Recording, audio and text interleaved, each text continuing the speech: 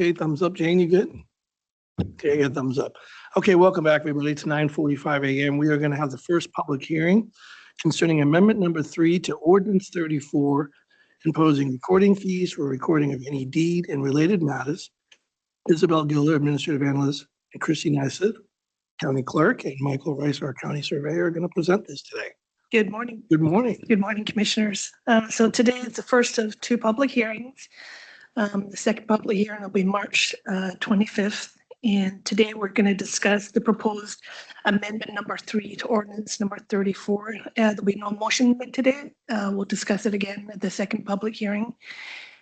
Some background about the original ordinance. It was adopted December 4th, 1984, when Oregon legislature passed House Bill 2549, which permitted the county to impose a fee not to exceed $10 for the recording of any deed or instrument.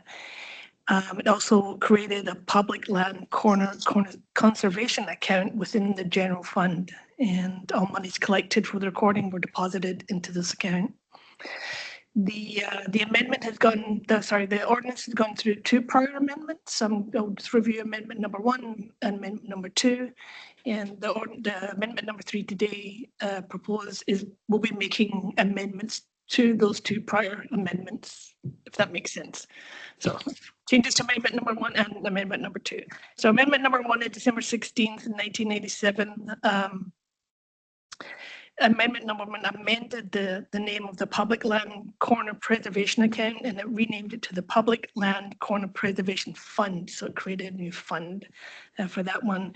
The amendment number 1 also assessed a $1 administrative fee for the clerk's office, and that administrative fee was paid into the general fund. And so that was the only changes for amendment number 1. So amendment number 2 was adopted in September 19th, 1990. It further amended the recording fee to $6, so it reduced the recording fee. And it also added a new paragraph concerning the Public Land Corner Preservation Fund fees.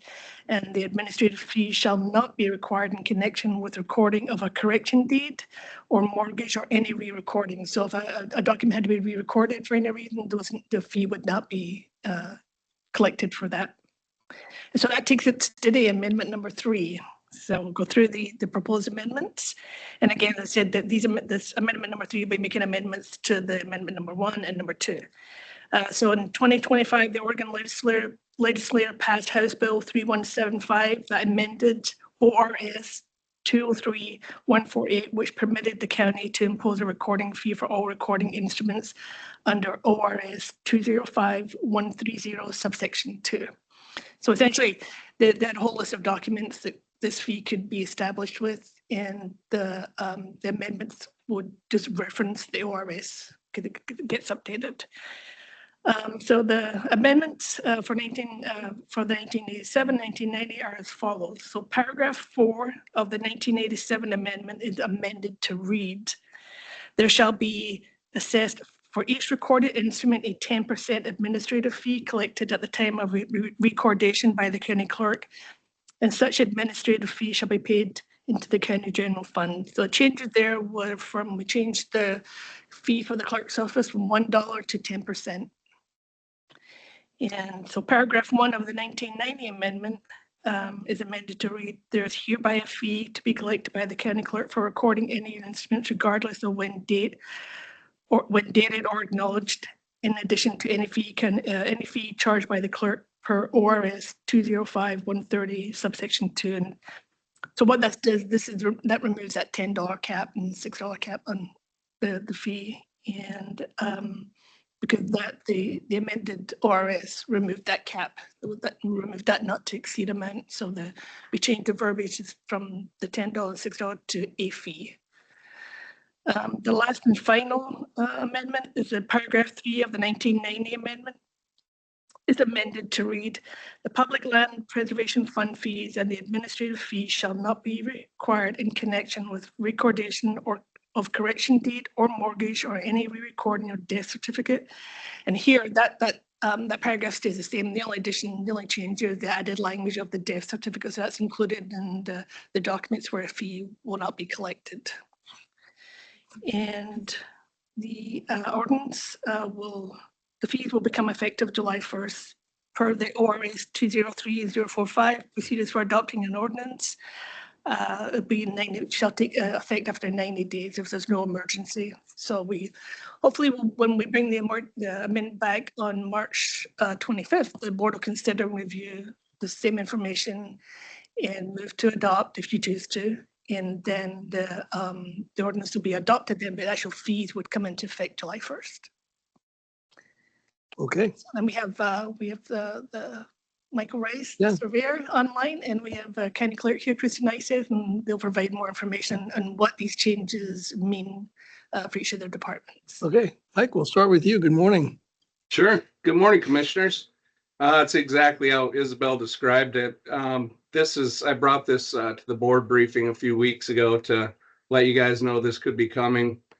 Basically, this ordinance amendment does two things. It mirrors the new state law per the 2025 session, but it also gives the board the ability in the future to amend these fees by board order instead of continually going back to the ordinance. So by putting these percentages on it and not a fee amount, we shouldn't have to amend this ordinance again.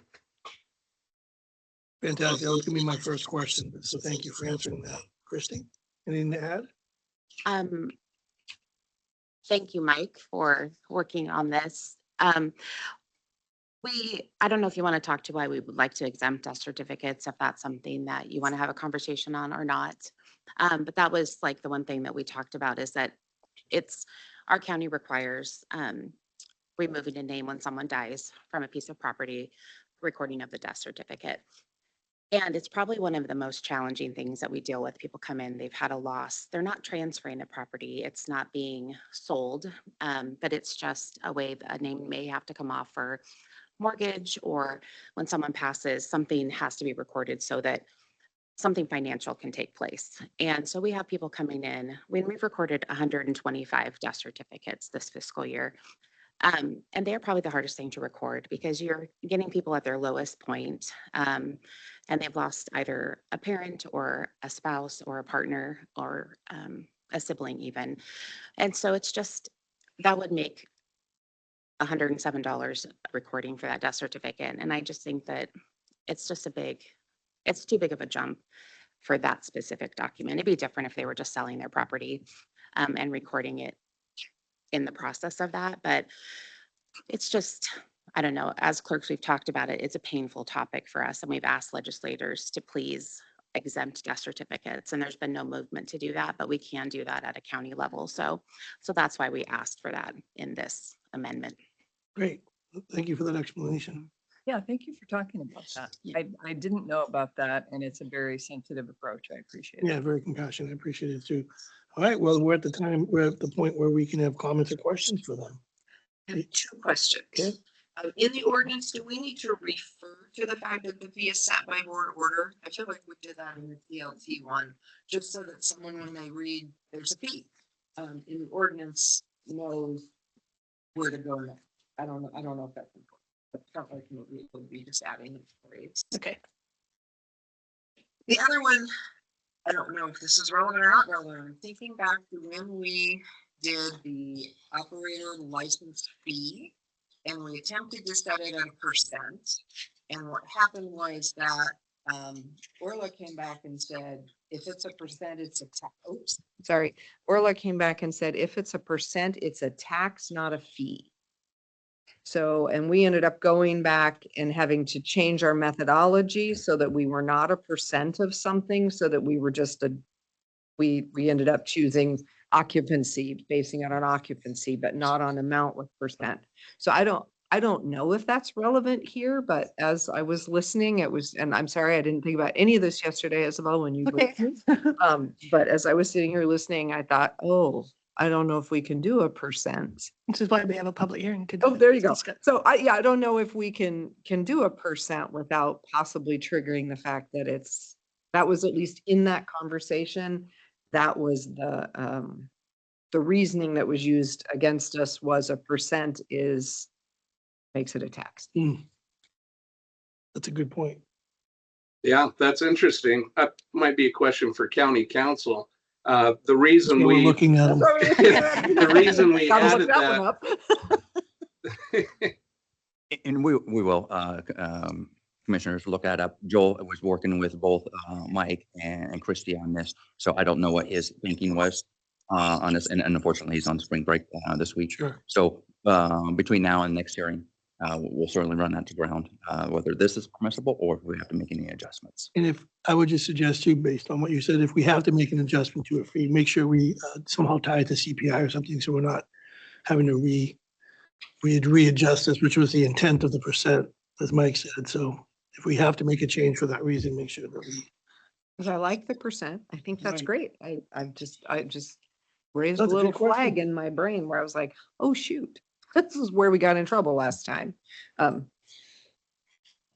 also remember that, but that may have been because they were comparing it to the TLT tax, because we have the TLT tax and therefore, so maybe this doesn't apply. But I think it's logical. It would be great to attach fee increases as percentages so that we don't have to keep changing the ordinances. And I just want to say too, it's one of those things where we're looking at something that happened 42 years ago. I and know, making- boy, are we happy this is here. And so again, this, everybody's like, oh my God, they're raising things. This is just part of the process where we haven't done it for decades. And we've fallen behind, and this is our attempt to try to catch up, get a fresh baseline and move forward where we're not always playing catch up and having to do these larger increases every couple of years. So Agreed. And we haven't done it because the legislature didn't allow us to do Right. it, right? So I think that's the other thing that's important and a lot of people don't think about is that when it comes to county revenue, the state really holds they set the rules for us as to what we can and can't do. And so this is a perfect one of those where they set the rule for us that we couldn't. So now they finally said we can, and we have a bit of catching up to do. And I will go back to what we talked about earlier about being at the table. This is the work of your associations, like all these associations making their voices heard at the state capitol. So, okay, now we're on to public hearing. Deb, do we have anybody signed up online for any public hearing No, as far as I know. comments? So we don't need, I don't think I need you to make that announcement then, Brian. Nope. At this point, if there's nothing else, I'm going to close the public hearing. Okay, closing the public hearing at 9:57 a.m. Thank you for coming. Thank you, Mike. Thank all you. right, thank you guys. Okay. And now we will open up. We'll open up the regular meeting at 9:57 a.m. and I will read, do we have any board concerns that we want to talk about right now? Okay. I'm going to go ahead and read our other meetings and announce that we are going into executive session, so I'll get this out of the way right now. The commissioners will hold a board briefing on Wednesday, March 11th, 2026 at 2 p.m. to discuss weekly commissioner updates. The meeting will be held in the Board of Commissioners Meeting Room 106 at the Tillamook County Courthouse, 201 Laurel Avenue, Tillamook. The teleconference number is 1-971-254-3149. Conference ID is 866-914-607#. The commissioners will be attending a meeting with the Grand Run Tribal Council on Friday, March 13th, 2026 at 10:30 a.m. This meeting will be held at 9615 Grand Run Road, Grand Run. And the local Public Safety Coordinating Council teleconference will be held Monday, March 6th, 2026 at 12 p.m. The meeting will be held here in the building, the Board of Commissioners Meeting Room 106, Tillamook County Courthouse, 201 Lower Avenue, Tillamook. The teleconference number for that is 1-971-254-3149. Conference ID 155-858-952 #. And that will conclude this regular meeting, and we will go into executive session at 9:59 a.m. For under ORS, sorry, thanks, Rachel. Yes, Commissioner, we're going into executive session under ORS 192.660, parenthetical 2, parenthetical H. Thank you.